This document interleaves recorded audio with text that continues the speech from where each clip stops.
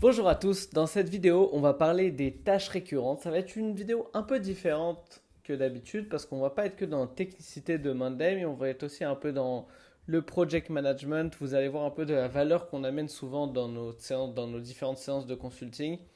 Du coup, je vais un peu plus parler que d'habitude. Et le sujet de cette vidéo, c'est les tâches récurrentes. Par exemple, monter une vidéo YouTube. Pour créer une vidéo YouTube, c'est un exemple classique de tâches récurrentes qu'on peut avoir dans une agence ou créer n'importe quoi qu'on fait de manière hebdomadaire ou toutes les semaines. Créer une newsletter, par exemple. Souvent, ça requiert des tâches qui sont récurrentes. On va rester sur l'histoire des vidéos YouTube. On doit tourner la vidéo, faire la miniature, euh, créer le contenu, faire le montage, écrire la description, après upload ça et schedule la date et prévoir la date. Du coup, tout ça, c'est des tâches récurrentes qu'on doit faire pour chaque vidéo. Et nous, comme vous le voyez, par exemple, chez Ethanol, on publie à peu près 2 vidéos par semaine.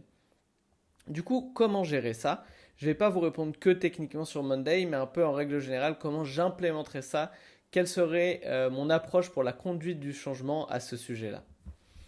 Alors, on va se retrouver dans Monday et j'aimerais commencer par ce point-là. Tout d'abord, par exemple, je veux faire une vidéo YouTube qui parle de, je sais pas, comment créer des vues dans Monday. Comment créer des vues dans Monday.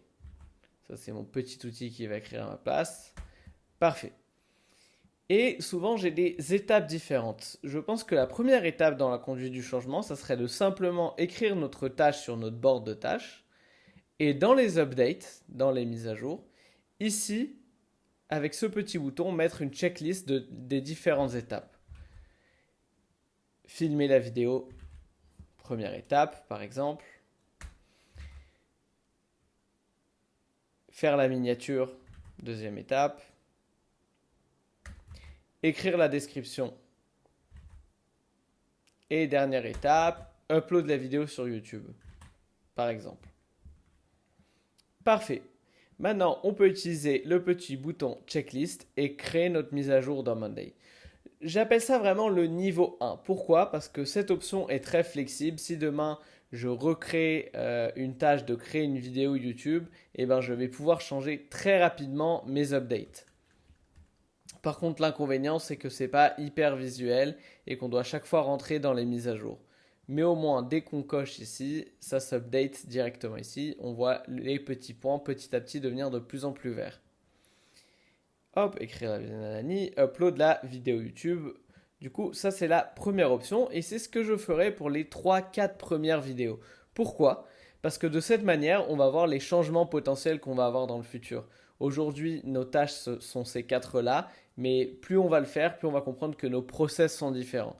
Si nos process sont déjà bien structurés, on peut passer à l'option numéro 2, qui est utiliser les sous-éléments. Dans les sous-éléments, on va pouvoir mettre à la place nos différentes étapes. Du coup, je vais appeler ça d'ailleurs V1 de tâche. YouTube créer. Parfait. Et maintenant, on va créer la V2. Parfait. Et là, j'utiliserai les sous-éléments tout simplement. Hop, on va aller dans mes mises à jour. Par exemple, filmer la vidéo. Hop. Faire la miniature. Ah, non, faire la miniature. Parfait. Et ainsi de suite, je pense que vous avez compris le concept. Quel est l'avantage d'avoir des sous-éléments? Vous allez pouvoir ajouter des owners, des responsables à chaque tâche. Par exemple, ça c'est pour Léo, ça c'est pour Ethan et ça c'est pour Léo. Et comme ça, chaque personne va pouvoir de manière individuelle mettre son statut différent. On va pouvoir aussi ajouter une deadline. Ça, c'est quelque chose qui n'est pas possible sur notre option numéro 1. Dans notre option numéro 1, on n'a que le statut au niveau de la tâche. Et ici, dans nos mises à jour, on a, hop, je vais mettre ça en vue par défaut, on a directement nos différentes tâches à faire. On ne peut pas les donner à des personnes spécifiques. Du coup, la V2, ça serait ça. Et ce que j'ajouterais, c'est une colonne miroir. Et vous allez tout de suite comprendre pourquoi. Une colonne miroir nous aide à résumer l'information des sous-éléments dans notre cas. Hop, pardon. Je vais réouvrir ça, parfait. Et du coup, maintenant, dès que j'update une tâche, eh ben, je n'ai pas besoin d'ouvrir le menu, j'ai directement mes statuts des sous-éléments.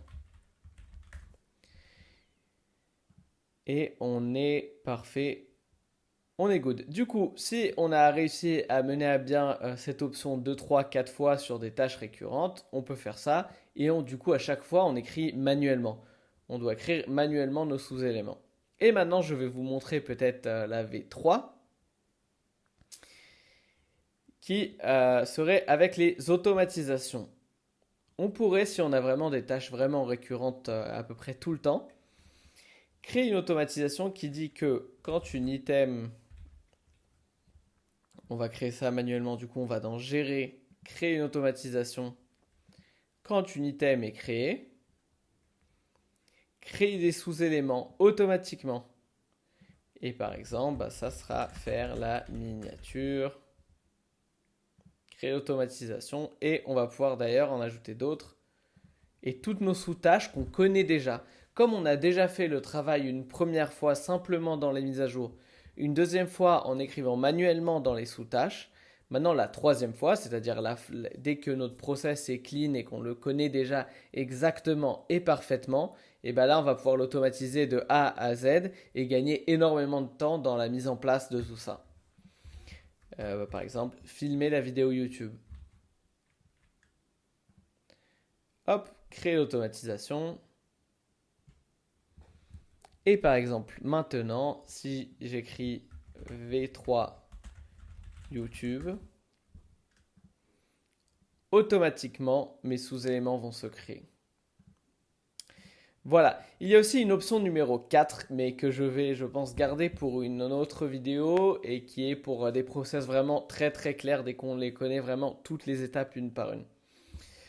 Alors voilà, c'est tout pour cette vidéo. J'espère que ce format vous a plu. Je sais qu'il est un peu différent que d'habitude parce que je ne vous parle pas d'une feature en spécifique, mais je vous parle un peu plus d'une manière macro des challenges qu'on a ou des sujets à réfléchir quand on set up un écosystème Monday. Bien évidemment, si vous avez aimé ce format et que vous voulez en avoir plus ou que vous avez des idées, n'hésitez pas à vous abonner, bien évidemment, mettre un like. Et si vous avez des idées, me les écrire en commentaire et ça me fera très plaisir de faire une vidéo sur ce sujet-là. Merci beaucoup et on se dit à la prochaine pour une autre vidéo.